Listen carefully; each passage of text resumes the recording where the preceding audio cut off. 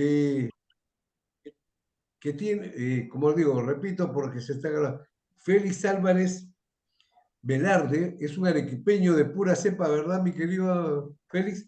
Así es. No, nació en Arequipa en el año 1944, estudió para ingeniero químico en la Universidad Nacional de San Agustín, filósofo y politólogo autodidacta, yo diría también con muchos conocimientos de economía de forma autodidacta, pero de que él entiende el tema y está en el asunto es importante. No digamos, no es un experto en temas económicos, pero sí tiene una noción que la maneja muy bien, orientada hacia el tema, digamos, político. Este libro yo lo acabo de terminar de leer porque lo he leído y si ustedes ven, está totalmente marcado porque he tratado de resaltar y la verdad que he resaltado muchísimas cosas. La invitación a Félix en realidad es un homenaje que le rendimos nosotros porque ya su libro lo hemos comentado entre algunos de los que estamos acá y un homenaje porque considero que es un excelente libro, tiene la virtud de hacer una relación cronológica de cómo ha intentado el socialismo, incluso se ha establecido el socialismo y cómo ha fracasado el socialismo en diferentes partes del mundo. Comienza con la Revolución Rusa, que va a ser parte de su oposición, y termina, digamos, para que el tema del fin del socialismo, el fracaso del socialismo en el mundo con el tema de África. Cuando entra el tema de América Latina, entramos pues en el escollo que se presenta por el tema de Cuba, que es donde la porfía, el afán de protagonismo, el poder por el poder, y a pesar de que ha sido un fracaso rotundo el socialismo en Cuba, 60 años de miseria, ellos han capturado a Venezuela y le han sangrado a Venezuela, le han tomado sus recursos porque es la manera de mantenerse vigente. Y han aplicado ese socialismo del siglo XXI, que es un alemán, Dietrich, que, no, que en el único sitio donde se le ha dado, digamos, cabida ha sido en Cuba y en Venezuela, porque es una filosofía fracasada que lo único que trata es de mantenerse en vigencia. Bueno, señores, sin más preámbulo, ya, por si acaso acá tenemos el teléfono para los que quieran comprar el libro, pueden llamarlo por teléfono a Félix Álvarez y bueno, el libro vale 40 soles más un envío, y yo creo que lo van a encontrar simpático, interesante, a mí me encantó el libro, ¿ya? Y yo creo que es de lectura obligatoria, cómo hacer para que más jóvenes, recuerden que la caída del muro de Berlín fue el año 89, a finales de noviembre del 89, y los chicos que tienen hoy día 30 años para acá, nacieron del 90 para adelante. Entonces, ¿cómo es que esta gente, porque para nosotros es simpático, a mí me ha hecho recordar las noticias que veíamos en la televisión, las noticias que veían básicamente en periódicos, que hoy día cada día los jóvenes leen menos periódicos, se, se, se informan por la televisión y por las redes. El mundo cambia, el mundo, pero esto acá nosotros lo hemos vivido, los jóvenes no. Entonces, yo considero que este libro, El fracaso del socialismo, es un duro golpe a todas esas ideologías socializantes como el socialismo del siglo XXI, y por eso, sin más trámite y felicitando este libro que yo lo encuentro muy útil, porque la defensa de la democracia, la libertad, el Estado de Derecho y la economía de mercado en el Perú es la próxima tarea que nos compromete a todos los peruanos por defender la Constitución del año 93, que ha permitido una serie de logros que ya yo lo voy a dejar que Félix los replique. Luego, por favor, concreten sus preguntas para que esto sea dinámico, sea rápido, de modo que sea entretenido. Ojalá que sea del agrado de todos ustedes. Adelante, Félix, muchas gracias. Bueno, buenas noches con todos ustedes. Gracias, Eduardo, por tu presentación y por tu iniciativa, ¿no? De formar este equipo selecto tan importante y necesario, ¿no?, para analizar este tipo de problemas que nos van a servir, ¿no?, para poder a su vez ser más útiles a nuestra sociedad, a nuestro país, ¿no? Cumplir nuestro deber como ciudadanos en forma integral. En esta oportunidad eh, vamos a tratar un tema de suma importancia y de mucha actualidad, ¿no? Porque en las elecciones generales de 2021 gana las elecciones el, un partido marxista-leninista, ¿no?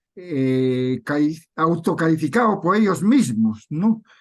En su ideario y su programa, que seguramente muchos de ustedes lo han leído y que está a disponibilidad de quien quiera ingresar en el Jurado Nacional de Elecciones, por ejemplo, porque ahí está inscrito ese programa oficial, se puede acceder, ¿no? Por internet, ¿no? Indudablemente que la mayoría de personas que votaron por este partido no sabían, ¿no?, de que se trataba de un partido marxista-leninista, ¿no?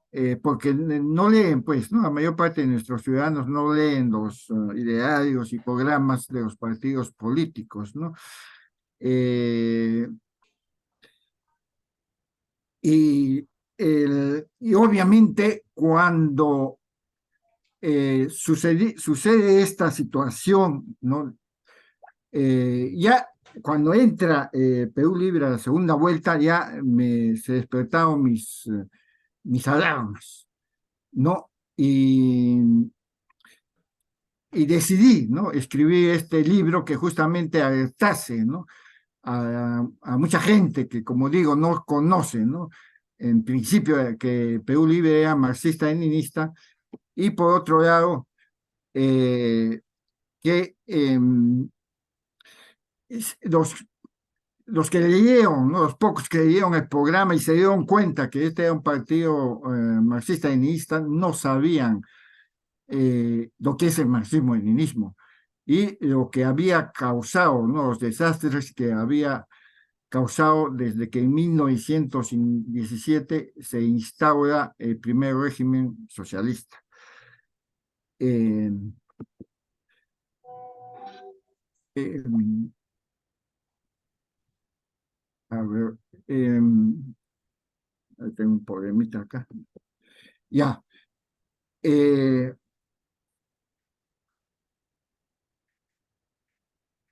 Entonces yo consideré para mí una responsabilidad terminar de escribir este libro porque ya lo tenía bastante avanzado, ¿no? Un deber porque en principio yo conocía el marxismo-leninismo desde adentro. Yo había pertenecido en mis tiempos universitarios, estamos hablando de la década de 60, a la Juventud Comunista, ¿no? Que muchos jóvenes de ese entonces nos ilusionamos sobre todo por la Revolución Cubana, ¿no?, que derrota, ¿no?, unos jóvenes universitarios, intelectuales cubanos, derrotan en una lucha heroica a una dictadura, ¿no?, sangrienta de Batista, ¿no? Entonces despertó mucha admiración en toda Latinoamérica, inclusive en gran parte del mundo, ¿no? Eh, y, y muchos jóvenes, ¿no?, universitarios, la mayoría de los jóvenes universitarios de ese entonces simpatizábamos con este gran movimiento, ¿no?, y muchos intelectuales y demás cosas, ¿no? Eso lo relata también, por ejemplo, Mario Vargas Llosa, ¿no?, en su libro El pez en el agua, ¿no?, cuando él indica, ¿no?, que como él y muchos otros intelectuales pues se identificaban con la Revolución Cubana, ¿no? Y entonces me afilié a la Juventud Comunista, ¿no? Y mi hermano, igualmente, mi hermano mayor, pero yo me retiré por diversos motivos, no me gustó varias cosas que ya fui observando dentro de la juventud. Pero mi hermano continuó durante 30 años, fue dirigente del Partido Comunista por 30 años, ¿no? Estuvo en la Unión Soviética, estuvo en la Escuela de Formación de Líderes que la Unión Soviética tenía en Moscú, donde se seleccionaba a los jóvenes de todo el mundo, ¿no? De las juventudes comunistas de todo el mundo, a los que tenían más talento para ser dirigentes, y los seleccionaba mi hermano, y estuvo preparándose de filosofía, economía política, con profesores de primera línea que tenía la Unión Soviética en ese entonces, ¿no? Eh, pero los hechos nos fueron demostrando de que el socialismo era un fracaso, ¿no? Mi hermano igualmente, ¿no? Se da cuenta, ¿no? Después de haber analizado la realidad, de haber visto directamente lo que sucedía en la Unión Soviética, Checoslovaquia, porque justamente estuvo en 67, en 1967 y 68 en la Unión Soviética y vio, ¿no? La cuestión de la insurgencia del pueblo checoslovaco para levantarnos en contra del régimen opresor socialista, ¿no? Eh, que fue aplastado, ¿no? Por el ejército soviético, este movimiento que se llamó la Primavera de Praga, ¿no? Entonces, conocíamos pues lo que significa eso y pensábamos que era una obligación nuestra alertar, ¿no? A la gente de que los tremendos peligros que corría nuestro país con este gobierno de un partido marxista-leninista, ¿no? Entonces, mi libro, pues, es un aporte en defensa de nuestra democracia y del proceso de desarrollo que se inició con la Constitución de 1993, ¿no? Todos los economistas no coinciden, ¿no? En que a partir del régimen económico de la Constitución de 1993 se inició un proceso de rápido crecimiento de nuestra economía, ¿no? Uno de los más altos de Latinoamérica, ¿no? Después del proceso de desarrollo económico de Chile, ¿no? Que nos adelantó en este asunto de libre mercado por varios años, ¿no? Y que nos permitió, pues, logros muy grandes, ¿no? Por poner solamente un ejemplo, ¿no? Por falta de tiempo, ¿no? La pobreza que a inicios de este proceso estaba en 56% aproximadamente, se redujo al 2019 al 20%, ¿no? Y entonces estaba pues en gran peligro nuestra democracia y nuestro desarrollo económico, ¿no? Entonces, como lo indico, ¿no? Este libro ha sido escrito en base al testimonio de exmilitantes del Partido Comunista Peruano, ¿no? Sobre todo el mío propio, de mi hermano y de algunos otros ex camaradas, ¿no? Que también han terminado desilusionados de este sistema. Asimismo, hice una investigación profunda del marxismo-leninismo y de todos los regímenes que se constituyeron, así como de los aportes de los principales filósofos y economistas que han analizado esa ideología, especialmente de la escuela austriaca, ¿no? No es un libro académico, sino de difusión, para que nuestra población tenga acceso a un tema fundamental para su futuro. Por eso ha sido escrito con términos didácticos, pero sin perder contenido, ¿no?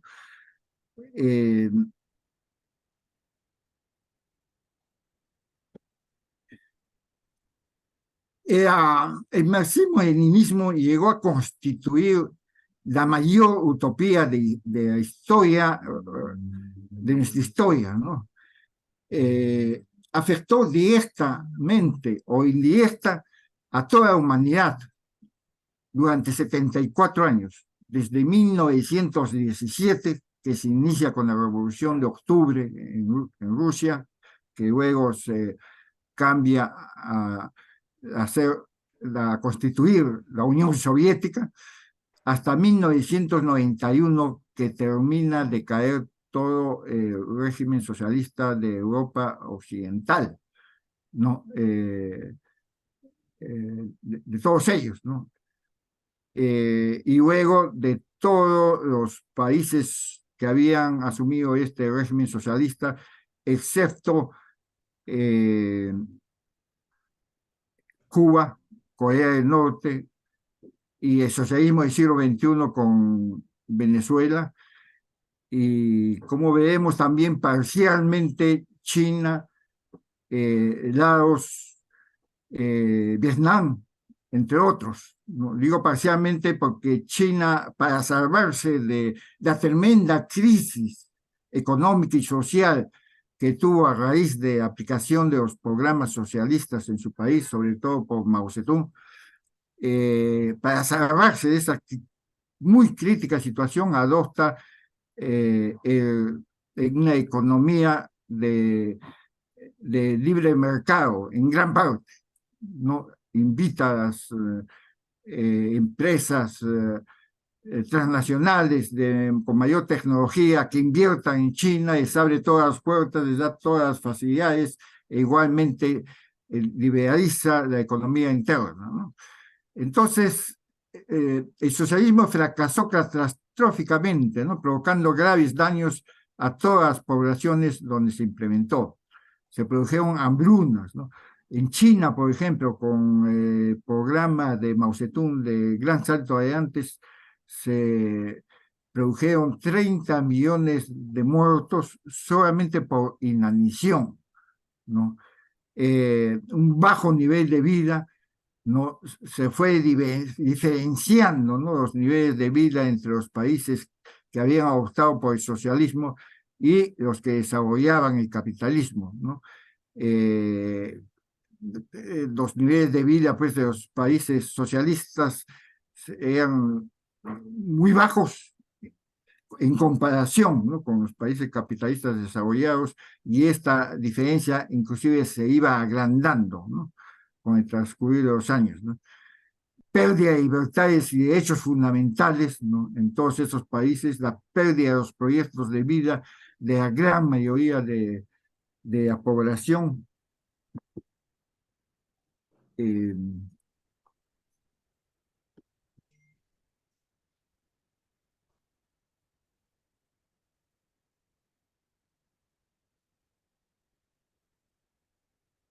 ya, en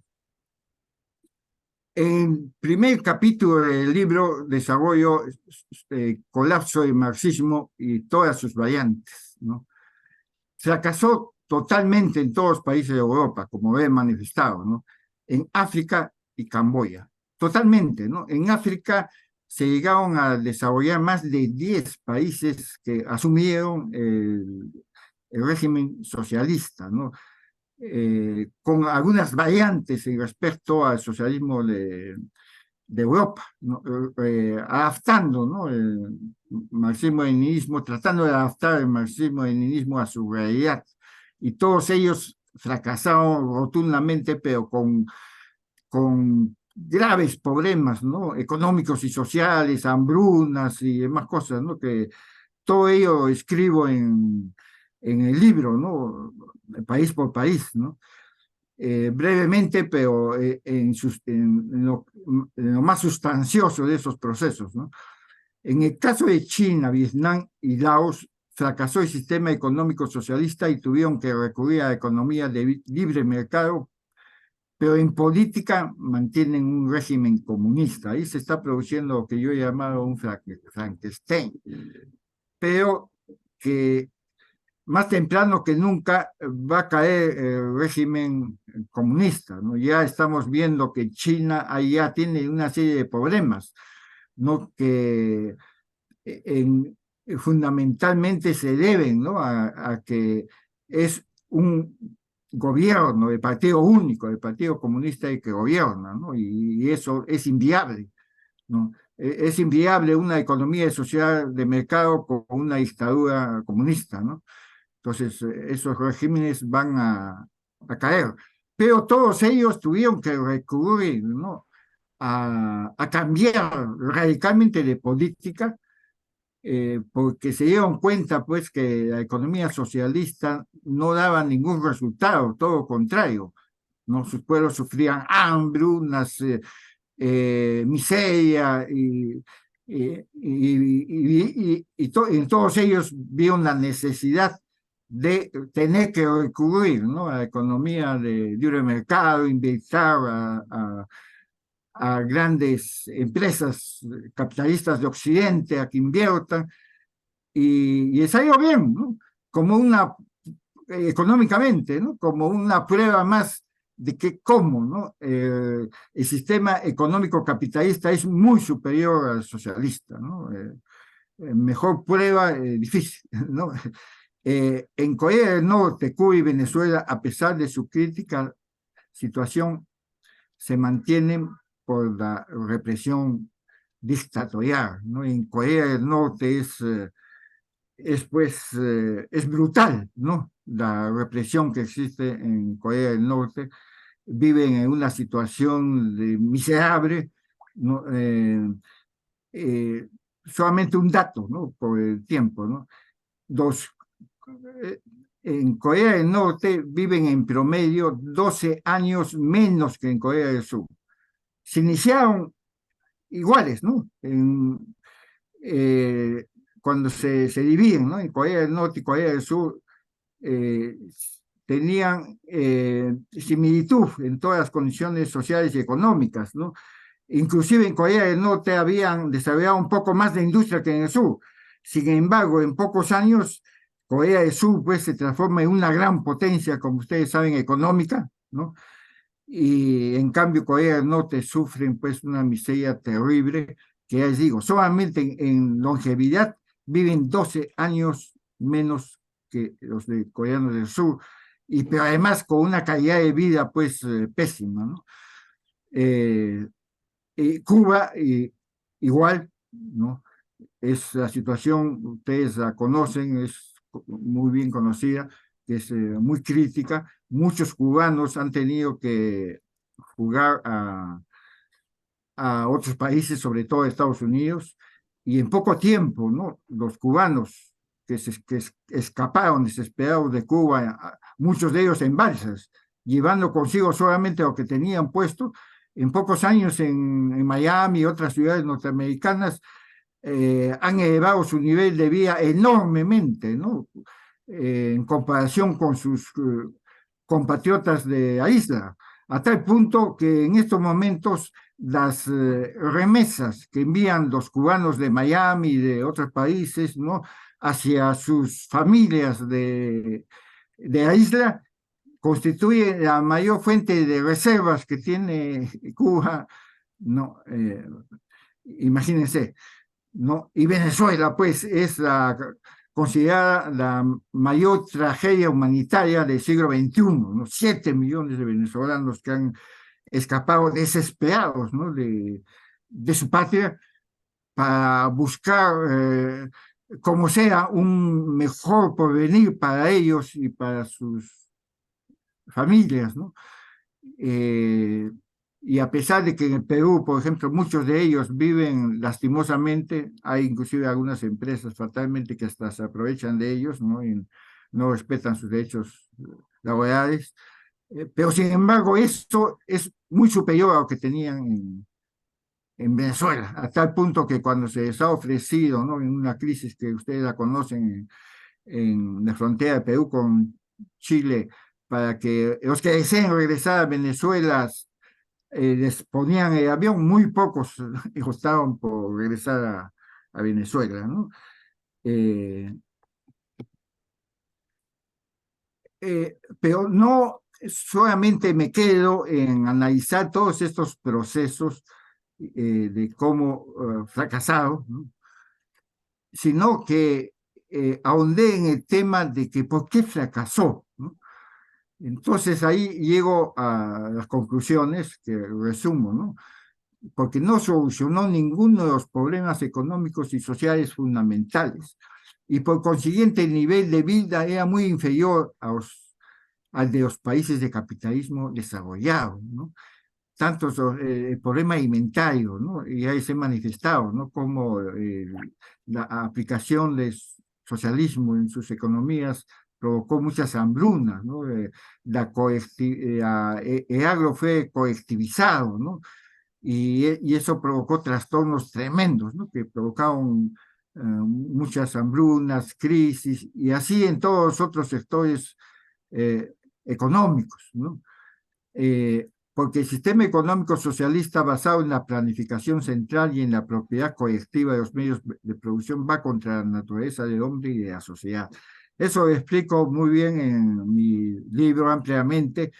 No, y los economistas austríacos también analizaron este tema y llegaron pues a la conclusión pues de que este sistema no podía fracasar, no podía tener éxito porque eh, por su propia esencia, ¿no? La planificación central es un fracaso, la propiedad colectiva igual, la propiedad estatal, que es una de esas formas de propiedad colectiva, tiene pues una ineficiencia muy grande en comparación con las propiedades privadas, con las empresas privadas, y eso además yo también lo comprobé directamente, porque yo también he trabajado en la empresa privada y he trabajado en la empresa estatal, o sea, también conozco muy de cerca ese tema, ¿no? Inclusive en la empresa estatal en la cual yo trabajé, y que inicialmente yo pensé que era viable, intenté, ¿no? Aplicar modernas técnicas de administración de empresas, de ingeniería, de calidad total, una serie de situaciones, pero no pude, ¿no? Llegué a la conclusión de que, bueno, en principio, ¿no? Todos los altos cargos de empresa estatal eran nombrados con criterio político, no ponían a gente bueno, en caso de Velasco, a generales, a coroneles, ¿no? A cargo en los puestos claves de la administración. Y cuando ya entra a la administración, cuando cae, ¿no? El régimen militar, y entran los políticos, pues ponían a los miembros del partido a administrar estas empresas, ¿no? Y los resultados, pues, fueron, pues, desastrosos, ¿no? Y porque el marxismo es una ideología equivocada, ¿no? O sea, no solamente es cuestión de gestión, sino es fundamentalmente es el sistema socialista el que está equivocado, el que falla, ¿no? Y esto también lo demuestro, ¿no? Demuestro que las tesis fundamentales de Marx están equivocadas, ¿no?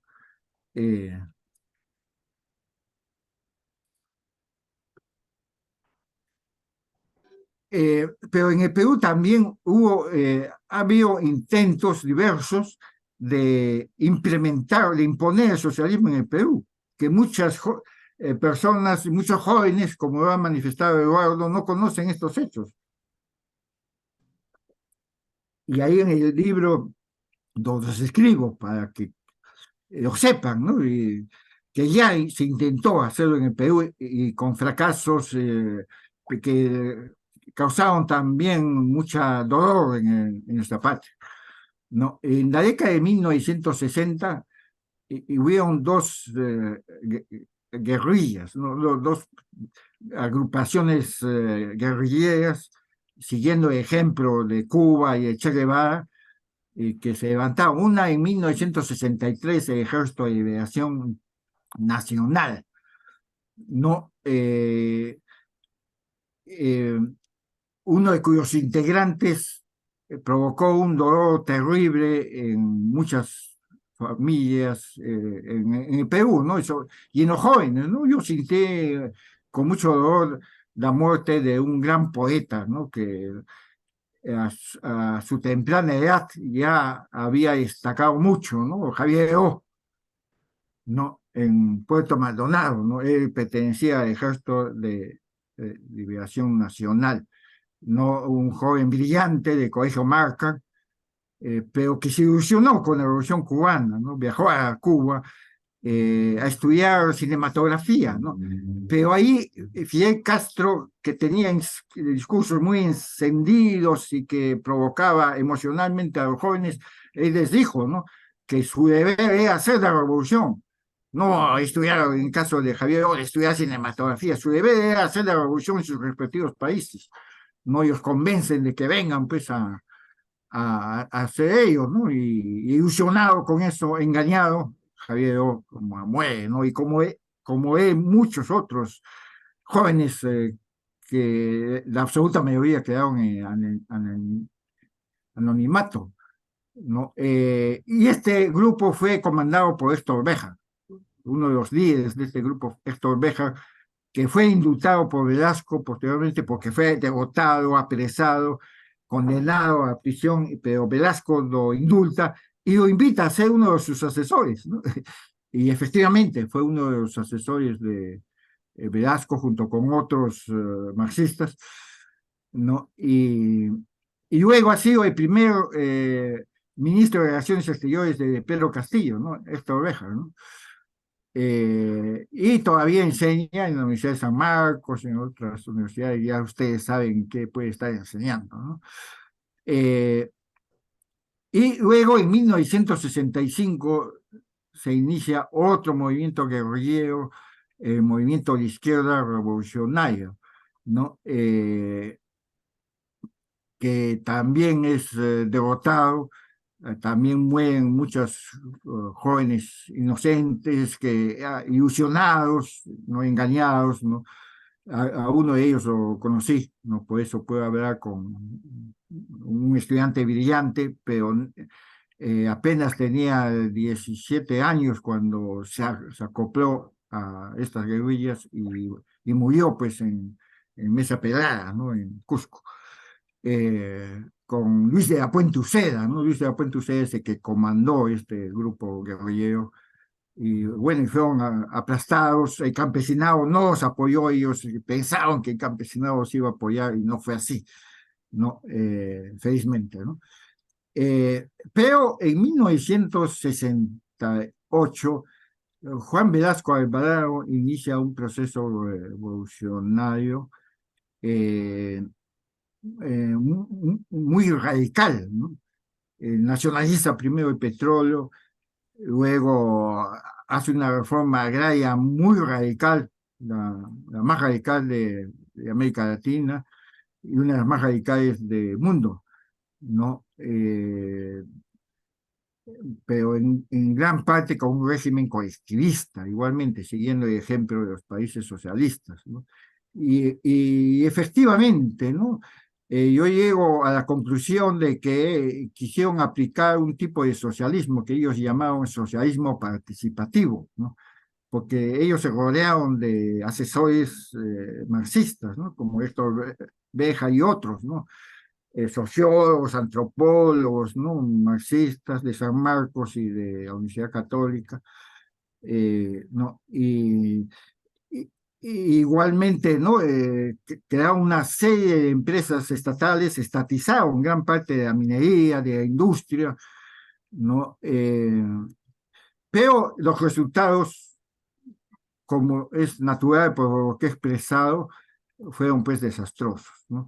Y en 1975, como resultado de eso, se provoca una crisis profunda, ¿no? Económica, ¿no?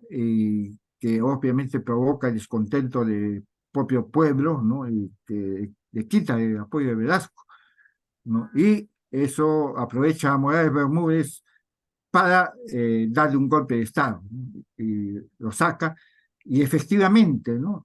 Las grandes organizaciones laborales como la Confederación General de Trabajadores de Perú y la Confederación Campesina de Perú, las otras organizaciones laborales y sociales que en los primeros años de Velasco lo apoyaron pues radicalmente, rotundamente, lo abandonan, ¿no? No hay ningún movimiento a favor de él, ¿no? No hay ninguna huelga, nada, justamente por esa crisis económica, ¿no?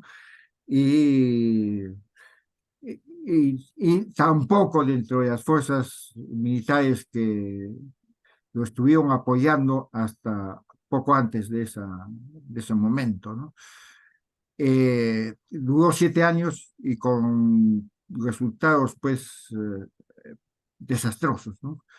Y muchos de los cuales todavía los sufrimos, ¿no? Ahí en el libro lo relato, ¿no? Con datos precisos, ¿no? Toda esa situación que se provocó, ¿no? Eh, Luego viene en 1980 Sendero Luminoso, que era un partido marxista, leninista, maoísta, Pensamiento Gonzalo, dirigido por Abimael Guzmán, un tipo meógrafo que se formó en China, ¿no? Estuvo ahí en tiempo de Mao Zedong, ¿no? Y bueno, ustedes saben, ¿no? Un movimiento terrorista que trató de imponer por el terror el socialismo en el Perú, con resultados muy sangrientos, penosos. Hasta ahora hay muchas víctimas que inclusive no encuentran a sus familiares desaparecidos, terribles, ¿no? Era- y, y, y poco después los acompaña el movimiento revolucionario Tupac Amaru, también con crímenes, secuestros, actos terroristas, y también fueron aplastados pues por las Fuerzas Armadas. Y, y bueno, es necesario que esto también se conozca, sobre todo nuestros jóvenes, ¿no? Eh, En el libro también trato, ¿no? En el capítulo 4 sobre ascenso, gobierno y caída de Pedro Castillo, ¿no? Y analizo la cuestión de la ideología marxista, leninista de Perú Libre, su programa, lo analizo y obviamente lo cuestiono, no demuestro que era un programa pues que iba a traer graves problemas sociales y económicos y políticos a nuestra patria. Mucha gente pensaba que se exageraba cuando se hablaba del gran peligro de Pedro Castillo, del gobierno de Perú Libre, ¿no? Que se estaba terruqueando, ¿no? A ellos, ¿no? Inclusive a algunos periodistas en medios de comunicación importantes, ¿no? Pensaban eso, dijeron el juego a Pedro Castillo. Los caviares, los intelectuales, ¿no? Las personas que popularmente se les ha puesto el nombre de caviares, igualmente hicieron el juego a Pedro Castillo, negaban que iba a imponer un régimen socialista, inclusive algunos de ellos fueron sus ministros, ¿no? Como Mirta Vázquez, que la conozco muy bien, y que llegó a ser primera ministra, ¿no? El ministro de Economía, Pedro Franque, ¿no? Ministro de Salud, varios de ellos fueron ministros y en otros cargos estuvieron también. Y bueno, eh, entonces yo en mis análisis, ¿no? Llego a la conclusión de que efectivamente estaban minimizando el grave peligro que corría nuestro país con Castillo, ¿no? Porque hay un hecho muy importante, clave en este análisis, ¿no? Que es en, luego de que asume Pedro Castillo la presidencia, a los pocos días hay una convención del partido Perú Libre, en la cual Vladimir Cerrón tiene un discurso, ¿no? Bueno, esta convención había sido citada con dos puntos de agenda. El primer punto, un balance sobre las elecciones que acababan de ganar ellos. El segundo punto es qué hacer, cuáles son las tareas próximas, futuras, cuáles son las estrategias a seguir. Y ahí es clave lo que Vladimir Cerrón dice, ¿no? Él indica, ¿no? De que ellos habían ganado el gobierno, habían ganado la presidencia, pero no habían ganado el poder. Y, y ellos y el marxismo entiende el poder como el poder total. Y sin el poder, todo es ilusión. O sea, prácticamente no hayan ganado nada, hayan ganado una ilusión si es que esa conquista, ese triunfo no profundizara. Y ahí viene hasta eso, ¿no? ¿Qué hacer frente a eso? Para ganar el poder. Entonces, ¿qué estrategias se plantean, ¿no? Entonces, por un lado, el cambio de constitución, ¿no? Mediante una asamblea constituyente manipulada, similar, por ejemplo, a lo que sucedió en Venezuela y otros países, ¿no?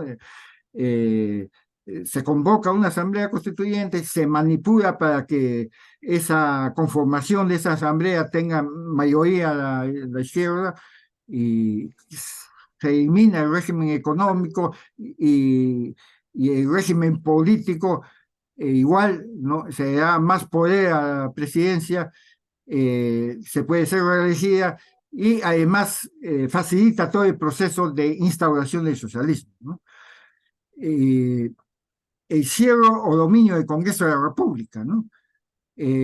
También planteado, ¿no? Ustedes saben, toda una campaña de cierre del Congreso, aprovechando las debilidades que tiene nuestro Congreso, ¿no? O dominio del Congreso de la República.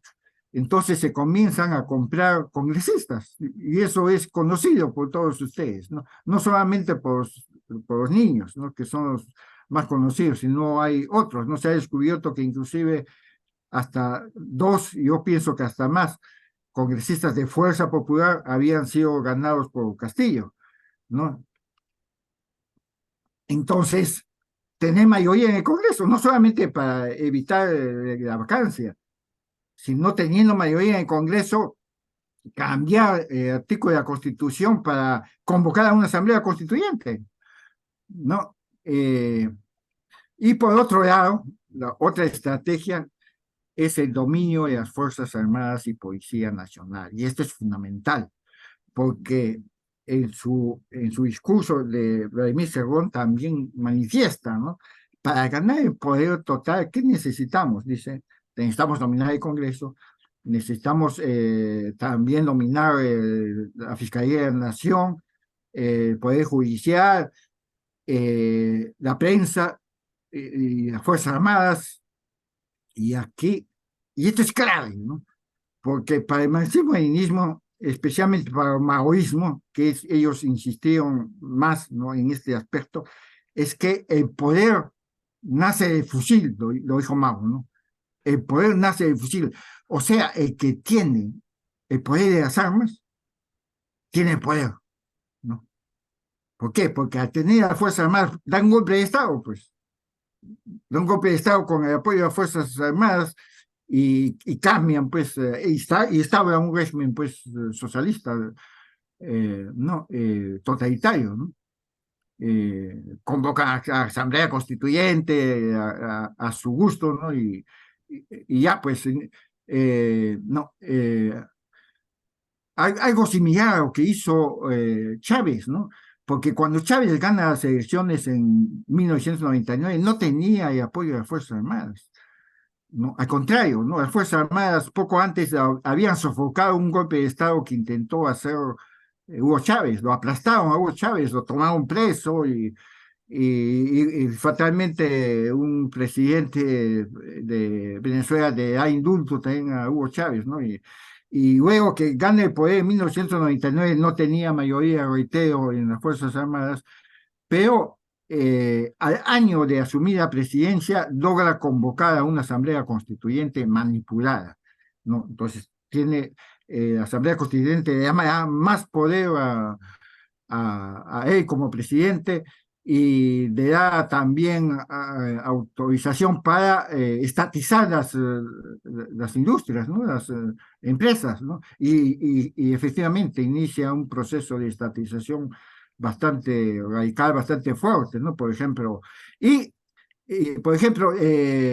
estatiza las empresas productoras de energía eléctrica, ¿no? Y constituye una sola empresa estatal de producción y distribución de energía eléctrica, y nombra como presidente ejecutivo de esa gran empresa a un general, ¿no? Que a su vez llama a otros cargos a su gente de confianza, a sus familiares, y así sucesivamente los va ganando, a tal punto que en estos momentos el mayor sostén del régimen venezolano son las Fuerzas Armadas, no son los sectores populares, porque ya se acabó ya los subsidios que daba a las capas populares empobrecidas de Venezuela, porque el petróleo bajó de precio y la economía venezolana está por los suelos.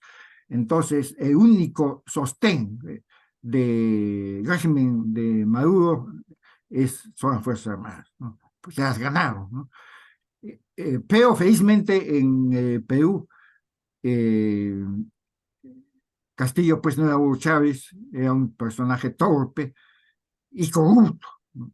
Y por esta cuestión de la corrupción se logra su vacancia, ¿no? Y ustedes ya saben lo que sucedió, ¿no? Se desesperó el hombre ante las fuertes denuncias que se hicieron ya con pruebas, con colaboradores eficaces, se desespera el hombre y da su golpe de Estado, ¿no? De repente pensando que porque lograron ya avances notables, sobre todo en la Policía Nacional.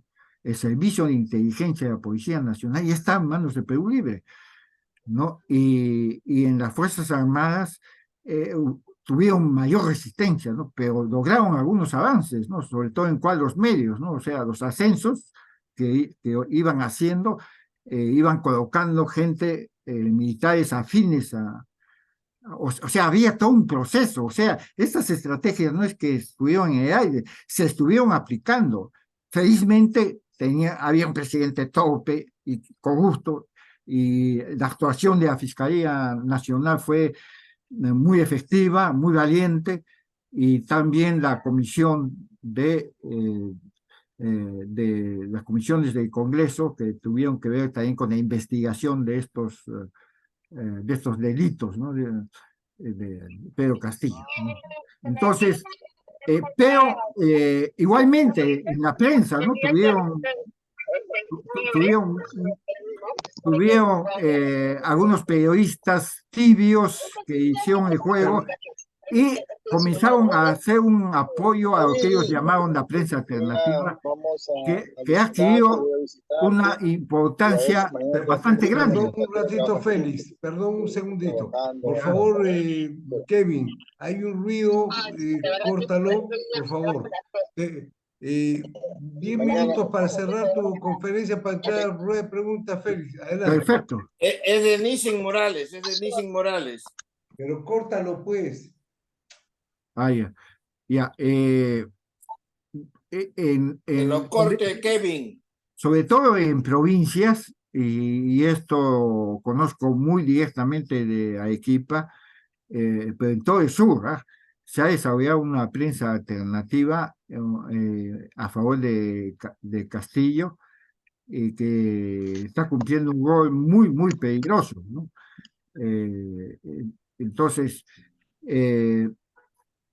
las amenazas de la ultraizquierda continúan, no han cesado con la caída de Pedro Castillo. Y ustedes lo saben muy bien, ¿no? Como ha habido diversos levantamientos en el sur, están trabajando muy activamente, sobre todo en Puno, porque la penetración boliviana continúa, ¿no? Está prohibido el ingreso de Evo Morales, pero el partido más tiene pues mucha gente, ¿no? Que entra y sale al Perú con libertad, y hay una campaña pues, muy intensa de preparación de cuadros, ¿no? En Arequipa, por ejemplo, con el cual yo tengo más ligación, se ha formado una universidad popular. José Carlos Mayate, que están Escucha, pero instruyendo, escúchame, ¿no? A los no habla jóvenes en el nada. No, marxismo-leninismo. sí, sí, háblale, Están háblale, trabajando háblale, ellos no, muy, muy escúchame, activamente, dale, mientras que los sectores y además democráticos yo a ella le eh, extraño bastante, no están todo. actuando Ella no, con el mismo nivel, ¿no? háblale, háblale, háblale, no, tienes Eh, que hablarle, y tontería, que está, ok, el, dale. Yo no entiendo los por qué eres grupos el de presidente de la izquierda están trabajando por No, forjar, ya, pues, O sea, de la medianoche yo salgo. Ya. Le podría dar el alcance a ustedes. ya, ya. Déjame ahora coordinar porque él creo que ya le ha dicho a Karina todo y ya, pues, no, podemos reencontrarnos. y, Dígame y- que sí te... y- entonces los, Aló, te escucho. los Yo creo que ese es el partidos, sendero del doctor Jorge. Sí, porque estamos acá Por favor, hagan callar a esa buscando a interferencia. un lugar que va a curar a una persona.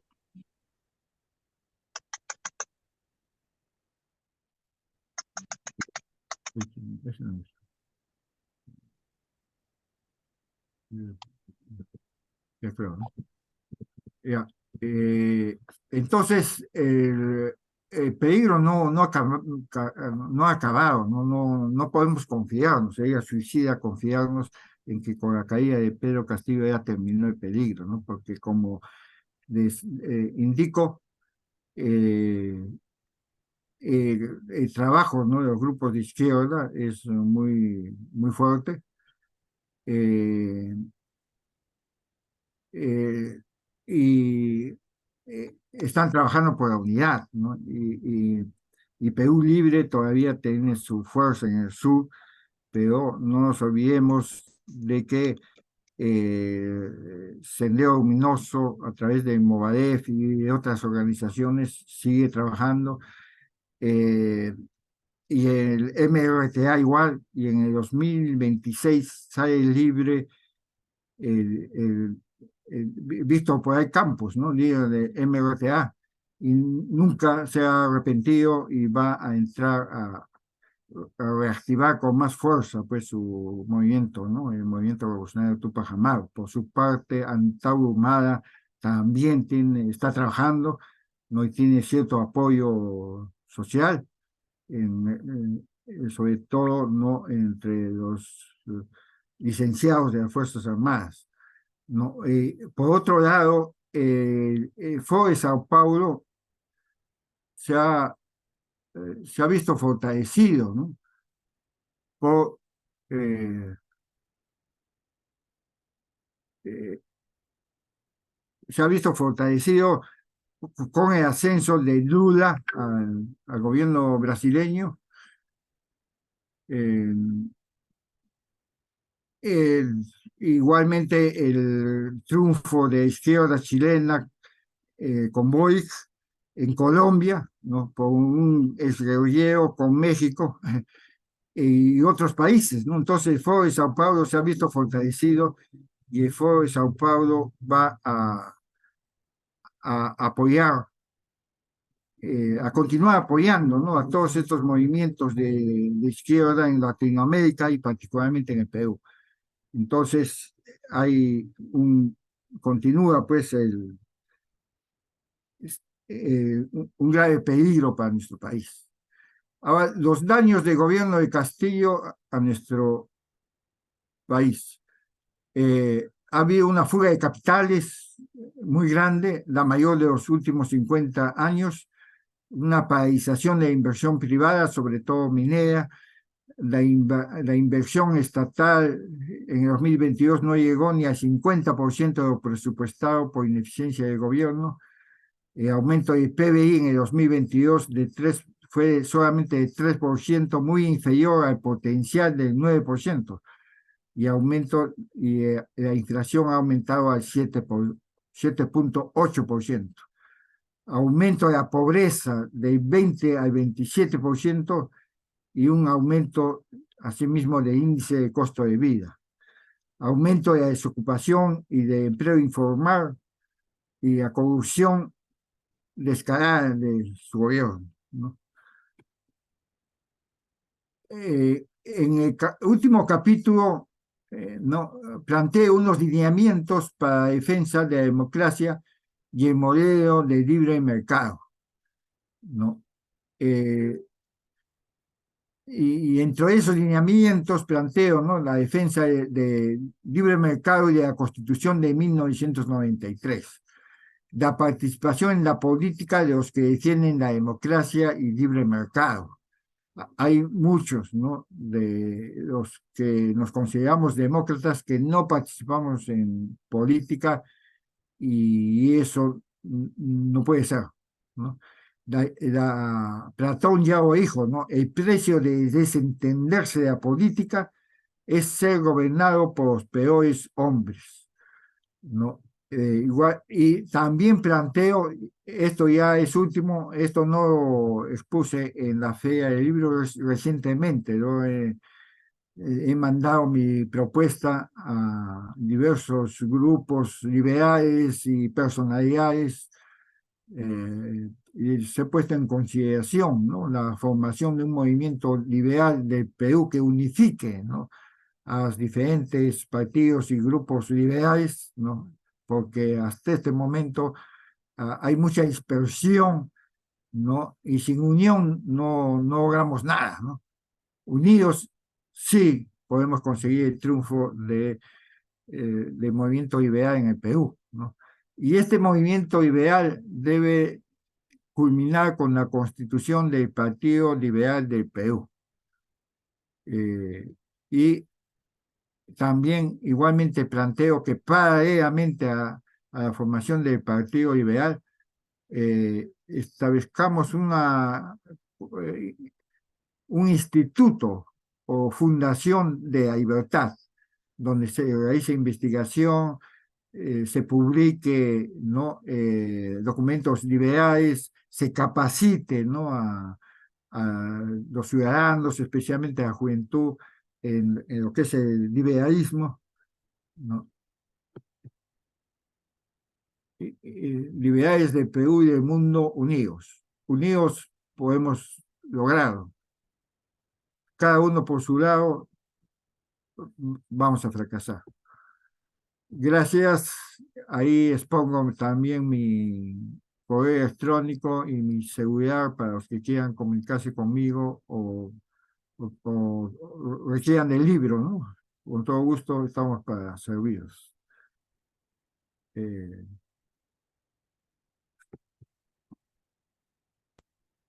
Gracias.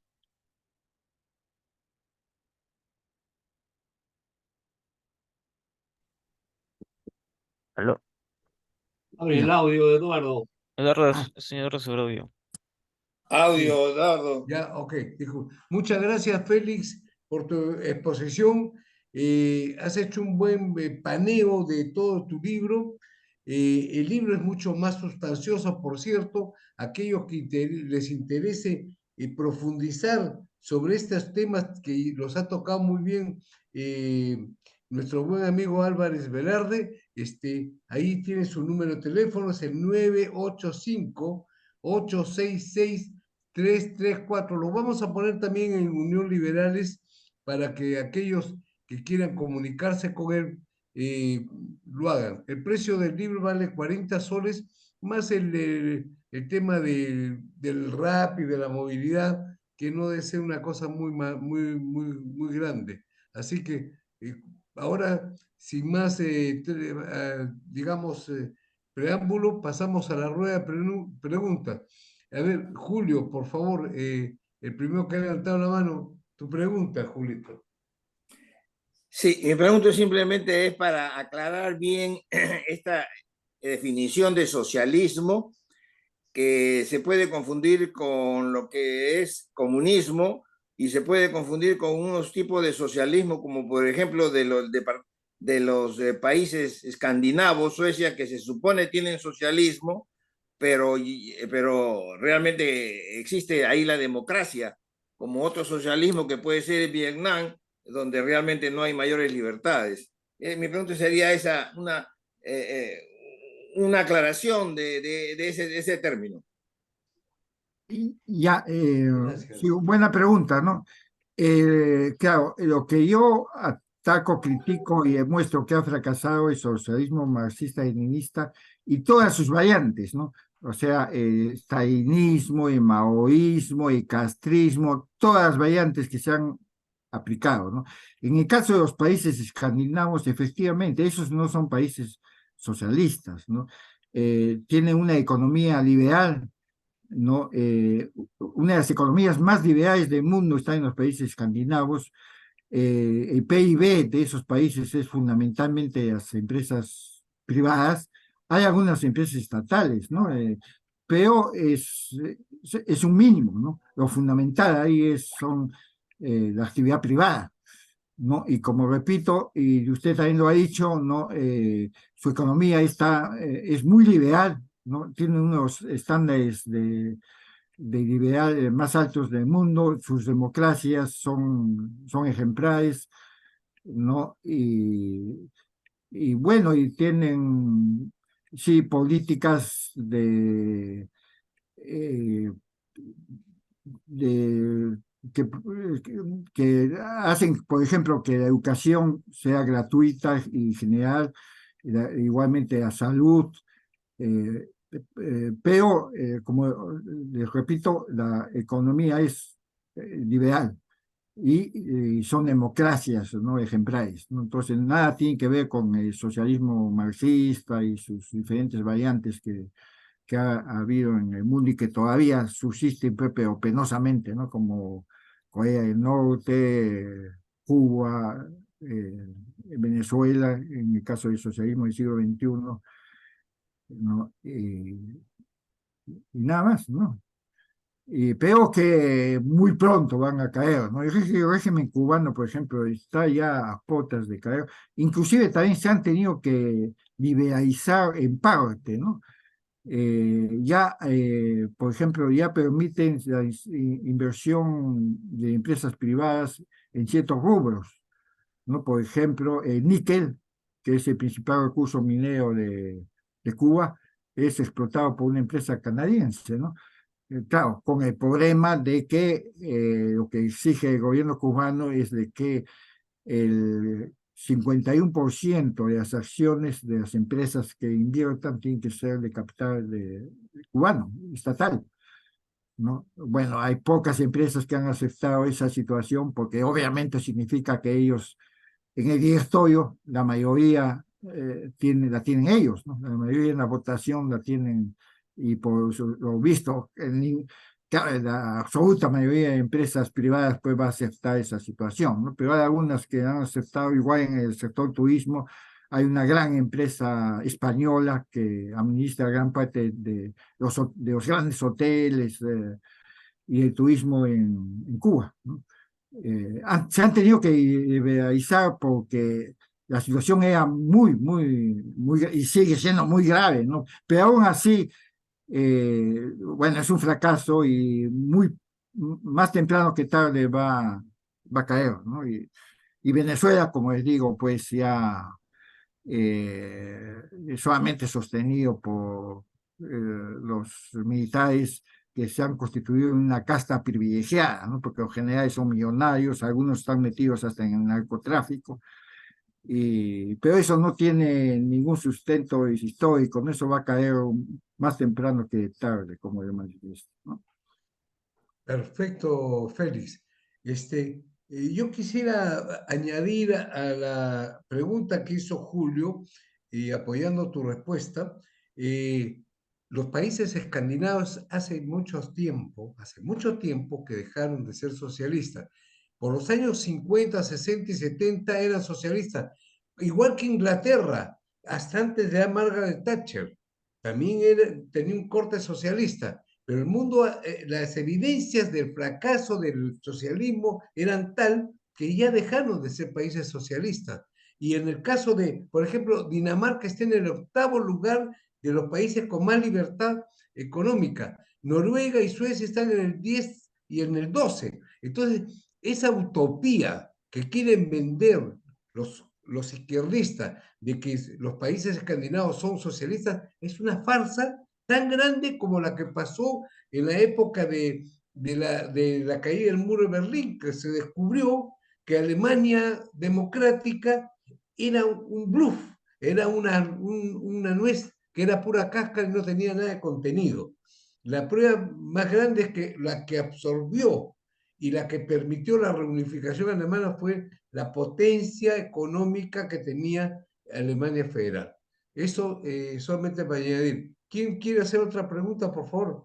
Lo que pasa es de que estos países también de una forma u otra han estado de alguna forma apoyando a estos grupos comunistas o hasta terroristas y los admitían en sus países y hasta le daban apoyo económico. Y claro que ahora Asilo están cambiando, político, ¿no? asilo Ah, político le da. ajá, Por eso le digo, son viejas taras de un sistema que todavía se ha enquistado, pero que cada día funciona menos. Esa es la verdad. sí. Eh, eh, Todavía, por ejemplo, los alemanes hablan de la economía social de mercado, pero ya en realidad es una economía de mercado nada más. Lo que pasa es que cuando se habló de la economía social de mercado, hay que entender que eran los años 50, donde el mundo está dividido en el bloque socialista que lideraba la Unión Soviética y el bloque democrático que era todo el resto de Europa y Estados Unidos. Entonces, hay que entender también las cosas en base al contexto. Hoy por hoy ya en ninguna parte de Europa hay socialismo. Otra pregunta, por favor.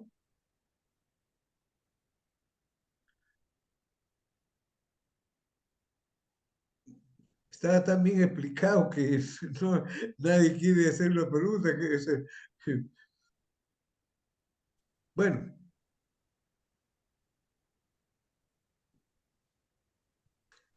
¿Aló? bueno, vamos ¿Aló? a dejar que la gente... Lo que pasa es que el tema es interesante, pero creo que... Sí, Está Ego. Sí, Ego ¿Puedo sigue, hablar? sí, yo sí, lo sí, Sí. puedo invité hablar a usted. Ego, sí. Ego, ¿cómo estás? Un gusto. O- ¿Quieres hola, preguntar, Ego? no sé si me escuchan, porque No, sí, he tenido... ya ahora sí te estamos escuchando, pero hay un dispositivo abajo de reacciones para levantar la mano. Adelante con tu pregunta, no importa, lo vamos a Ya, enviar. gracias. Eh, Cuando se habla de los países nórdicos y el socialismo, algo parecido también está ocurriendo en Turquía. ¿Qué sucede? En Turquía actualmente la educación y la salud son gratuitas. Claro que también hay colegios privados y particulares, ¿no? Pero la educación y la salud son gratuitas. Entonces, quizá por eso, eso sería lo único que quedarían como vestigios de lo que en algún momento se habló de socialismo, ¿no? Que esos dos grandes conceptos que son la salud y la educación lo maneja el Estado. Ahora, yo conversaba con mi hija, porque mi hija vive en Turquía, conversaba. Turquía tiene actualmente una devaluación permanente, constante. Entonces le digo, hijita, esos son pues los desequilibrios de la economía cuando el Estado se mete a manejar las cosas. A punta de devaluación están manteniendo eh, salud gratis y colegios también gratis. Y bueno, eh, y creo que eso también sucede en los países nórdicos, que la salud y la educación son gratuitas. Ahora, ¿qué sucede en Estados Unidos? En Estados Unidos, que se supone pues es una economía totalmente libre, eh, en los municipios, mi otra hija vive en la Florida, en la zona de Wellington. Entonces, hay zonas de la ciudad de Wellington donde eh, la gente tiene mayor poder adquisitivo y pagan fuertes impuestos. Entonces, en esa zona, los colegios son de altísima calidad y son gratis. Entonces, eh, creo que inteligentemente se puede manejar que la educación y la salud lo maneje la comunidad sin alterar el principio fundamental de la libertad económica, ¿no? Y hablando de libertad, eh, tampoco no se puede dejar en manos del mercado, pues, eh, eh, que ellos decidan. cómo se ve, maneja la economía de un país. A mí me parece una aberración lo que está sucediendo en el Perú, que uno va a un banco y que deposita su dinero, Disculpe, señor Ego, por interrumpirlo, pero ya se pasó su tiempo de su pregunta. ¿Podría cortarlo o especificar bien su pregunta? ya, solamente lo de los bancos. ¿Por qué se permite que los bancos al depositante le pagan 2% y cuando uno va a pedir un crédito 50%? Entonces, ¿cómo se puede regular eso? Eso es todo, gracias. Adelante, ¿tienes alguna respuesta para esa pregunta, por favor, Félix? Sí, sí. Bueno, en principio,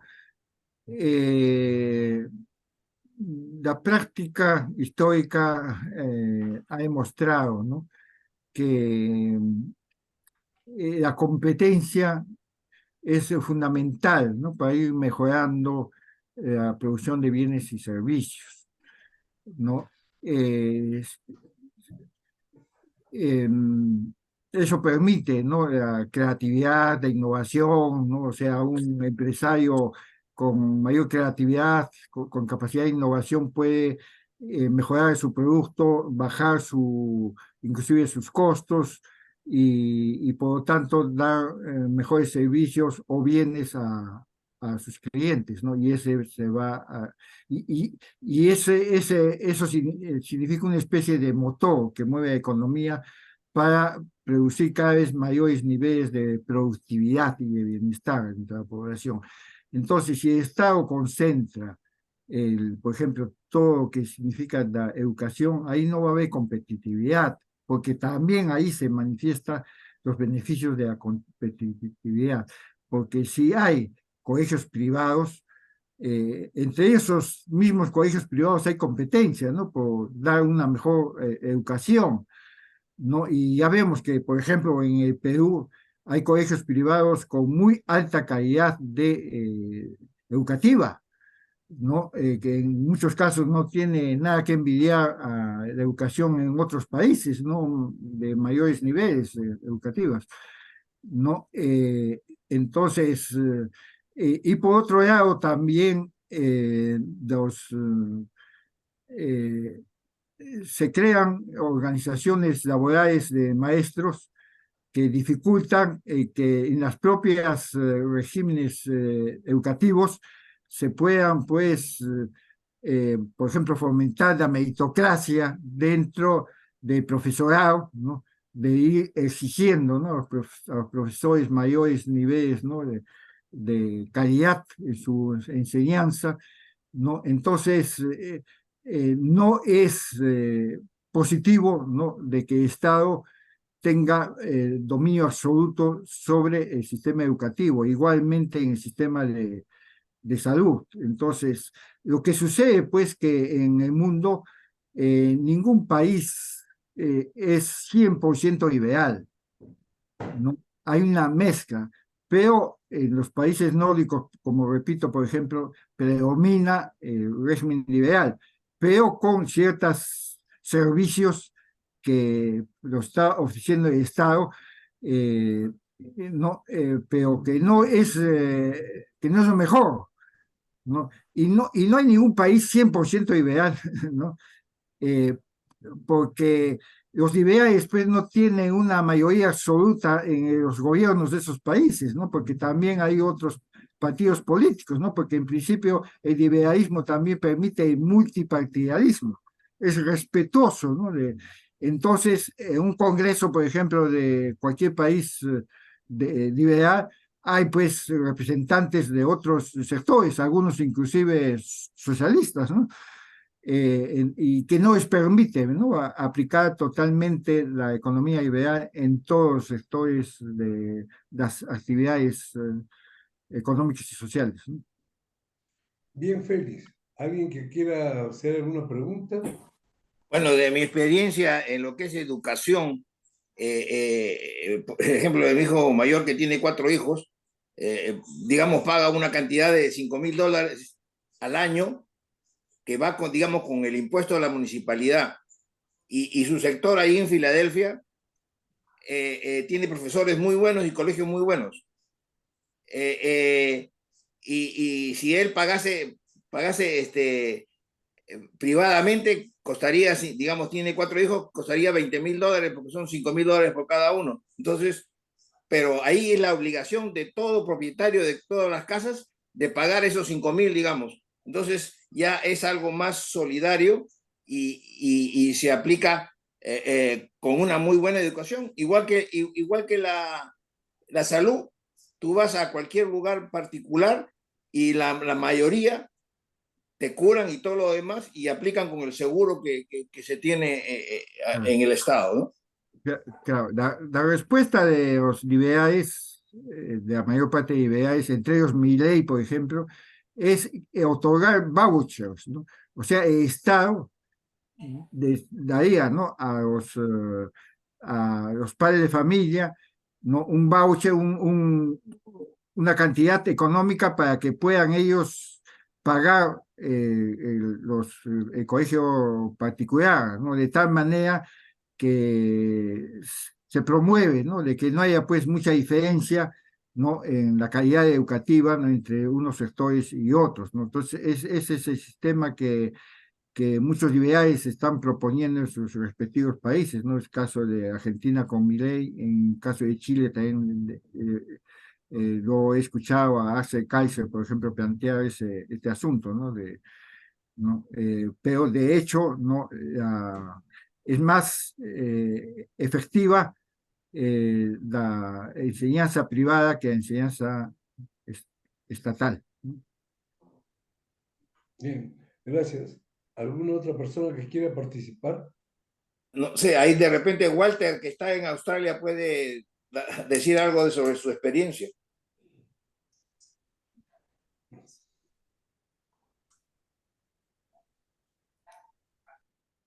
Pepe. Audio, Pepe, Pepe. audio. Ya. ¿Listo? ¿Ahora sí? Ahora sí. Gracias, muy amable. Yo creo que el libro que nos presenta Félix es motivador, ¿no? Y creo que también en este caso, en este debate, en esta presentación, se me ocurre también una reflexión, ¿no? Si vamos 10, 15 años hacia atrás en los que son países en desarrollo, o específicamente en Latinoamérica, no, la pregunta podría haber sido ¿por qué fracasó el capitalismo en estos países, ¿no? Entonces, creo que sería igualmente válido. Y no es que esté en una posición antagónica a lo que presenta el libro, ¿no? Me parece a mí interesante, ¿no? Motivador y novedoso. Creo que lleva a reflexión. Y volviendo a esta pregunta, ¿por qué fracasó el capitalismo en nuestros países, ¿no? Y quizás, al margen de ideologías, quizás sea también por la actitud que puede haber tenido el sector empresarial, ¿no? En todos nuestros países, es muy frecuente el debate frente a los impuestos, ¿no? Se ha hablado a lo largo de la presentación, ¿no?, de los países nórdicos, ¿no? Entonces, y cuando uno revisa la estadística de los países nórdicos, es donde se pagan más impuestos. Y entonces, las posibilidades de evasión son bajas, porque además las sanciones son muy fuertes. Entonces, eso obliga a que sea una sociedad en que se pagan los impuestos, pero uno ve reflejado en una serie de servicios, ¿no?, y de infraestructura que permite el funcionamiento de las empresas, ¿no?, y la generación de empleo en la acción del Estado. Recauda, pero invierte y también se sanciona lo que es corrupción y todo lo demás. En cambio, en América Latina, y en nuestro país ha ocurrido eso, ¿no? La presión tributaria, ¿no? En todos estos periodos, incluyendo los de auge, ¿no?, ha tendido siempre a bajar, y uno se pregunta por qué. Y lo vemos muy normal. Distintos gobiernos anteriores, a la hora que han estado negociando esquemas de concesiones o de privatizaciones, ¿no? La preocupación es qué impuesto le ponemos bajito para que los inversionistas vengan al Perú, ¿no? Y eso no debería ser así. debería ser que se genere acá riqueza y el Estado saque un provecho de eso y se negocia siempre en la cuestión de hacia la baja. Y creo que se produce en el subconsciente colectivo de las poblaciones una reacción a esa situación, al margen de ideologías. Es una reacción. Si no, uno no se explica cómo Chile, ¿no? Que estaba ya, está en la OCDE y podría decirse que se diferenciaba, como en algún momento dijo Piñeira, que ellos eran una isla respecto al resto de Sudamérica, se lo terminan comiendo esa incomodidad, porque había esa actitud en términos de lo que son los impuestos. Y el otro aspecto que creo que existe en las grandes economías capitalistas desarrolladas es un espíritu de solidaridad respecto a la sociedad. Los que son las grandes fundaciones de las grandes empresas y los grandes millonarios, se refleja y se ve. Ganan un montón, pero dan para fondos de naturaleza, dan para fondos de estudiantiles, dan para fondos de becas, ¿no? Y se ve esa actitud. Entonces, en el subconsciente colectivo de esas sociedades hay una reacción a decir, bueno, ganan un montón, pero también dan un montón. En nuestros países hay eso, en el Perú hay eso, posiblemente casos muy aislados, 3 o 4, 5, pero que uno lo vea como constante, no. Entonces, eso provoca una reacción que, como digo, pensando en 10, hace 15 años, uno podría decir, ¿por qué fracasa o por qué fracasó este capitalismo? No estoy diciendo, no estoy yendo contra las tesis que se mencionan en el libro de Félix, sino simplemente que creo que su libro obliga o lleva, o en mi caso, me motiva una reflexión para también pensar que no hay que tampoco idealizar lo que son las cosas, ¿no? Entonces, si es un problema solamente de ideologías. No, es un problema de ideologías en parte, pero es un problema de actitudes en gran parte. Ser empresario en el mundo moderno es ser un empresario con una visión de futuro, con una visión de sociedad, en qué sociedad estoy y qué le debo a esta sociedad. ¿No? Como alguna vez en algún CADE peruano, hay una frase que a mí me impactó muchísimo, ¿no? Que es al comienzo de este siglo XXI, en ese CADE se dijo, no hay un nosotros con alguien afuera, y esa era su preocupación, pero les duró poco a los empresarios, porque yo dije, acá hay un proceso de maduración de los empresarios, pero después siguió lo mismo, ¿no? No, a la hora del debate, no, a qué hora bajan los impuestos, sí, la presión tributaria es muy alta, etcétera, ¿no? Esa es una reflexión que quería compartir y que quizás me gustaría ver la opinión de don Félix Álvarez sobre esto. Gracias. Ya, Gracias, Pepe. Adelante, Félix. Ya, muy importante la intervención de José González Vigil, ¿no? Y en mi libro toco también el tema, ¿no?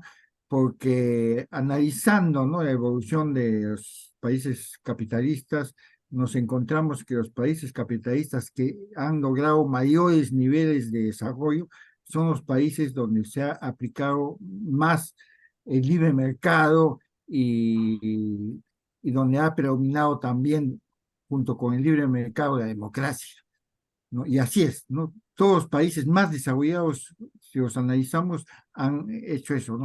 Lo que pasa con otros países que han aplicado un capitalismo, pero han aplicado con serias limitaciones y serias desviaciones, como por ejemplo el mercantilismo, ¿no? Empresas que se forman una especie de alianza con el Estado para favorecerse, ¿no? Para que el Estado las favorezca, ¿no? Les dé concesiones sin los concursos debidos o con concursos amañados, desde una serie de facilidades, y obviamente eso también casi siempre lleva consigo las coimas, ¿no? Y demás cosas. O el populismo, ¿no? Que también en mi libro analizo el tema del populismo y lo condeno, ¿no? Porque es otro de los grandes enemigos, sobre todo el populismo de izquierda, ¿no? Claro está que más me aboco a atacar la cuestión del socialismo porque es el enemigo principal, ¿no? Más grave es la amenaza socialista que la amenaza populista, porque el populismo también hace mucho daño. El ejemplo más claro lo podemos percibir en Argentina, ¿no? creo que hay bastante coincidencia entre los economistas y demás cosas, que a fines del siglo XIX Argentina era uno de los países más ricos del mundo, ¿no? Y en pocos años se ha visto deteriorada su economía. ¿Por qué? Porque ha sido gobernada por una serie de gobiernos fundamentalmente populistas, ¿no? Desde Perón, que fue un gobierno netamente populista, demagógico, ¿no? Y a casi la totalidad de gobiernos que han venido sucediendo, ¿no? Y con resultados, pues, desastrosos, ¿no? Y además gobiernos populistas, por lo menos los últimos, que coqueteaban con la izquierda, ¿no? Y hasta ahora coquetean con la izquierda, ¿no? Con los resultados. Entonces, no han aplicado, pues, un capitalismo liberal, ¿no? Entonces, eso es lo que necesitamos, ¿no? Y justamente la Constitución de 1993 ayuda a que el desarrollo económico del país se conduzca más o menos dentro de cánones liberales, también con desviaciones, ¿no? Porque los diferentes gobiernos han tenido desviaciones populistas también, ¿no? Imaginémonos si se hubiese aplicado con mayor estrictez un modelo económico liberal. No solamente hubiésemos logrado bajar la pobreza a 20, de repente estaríamos en 10%, ¿no? Pero a pesar de esos regímenes populistas e inclusive corruptos, porque la corrupción también ha provocado un daño económico, social y moral, ¿no? También nos ha hecho que nuestro desarrollo sea más limitado, ¿no? Pero a pesar de eso nos hemos desarrollado, ¿no? Porque se han hecho obras, no solamente donde se han cometido actos corruptos, ¿no? Muy graves, sino que se han construido elefantes blancos, ¿no? Por ejemplo, la carretera interoceánica sur es un elefante blanco, ¿no? Y yo me opuse, yo en ese tiempo vivía en Hilo, trabajaba en Hilo, yo me opuse a esa carretera porque no veía prioridades, no veía futuro, y hicieron un estudio, ¿no? Económico, ¿no? Debido, no se saltaron el filtro que había en ese entonces, ¿no? Lo idearon ¿no? del SNIF, ¿no? Y inclusive lo idearon de la estudio de impacto ambiental, ya por presión de organismos que se hizo un estudio de impacto ambiental posterior, cuando debió ser uno de los iniciales. Y el resultado, ¿cuál es? Es un elefante blanco, que los que han sido favorecidos son solamente la minería ilegal, la tala ilegal y el narcotráfico, ¿no? Es pobrísimo, ¿no? El comercio que se hace con el Brasil es prácticamente inexistente, ¿no? Por esta carretera transoceánica. ¿Y cuánto ha costado? ¿No? Son más de 5.000 millones de dólares, ¿no? Entonces, a pesar de eso, ¿no?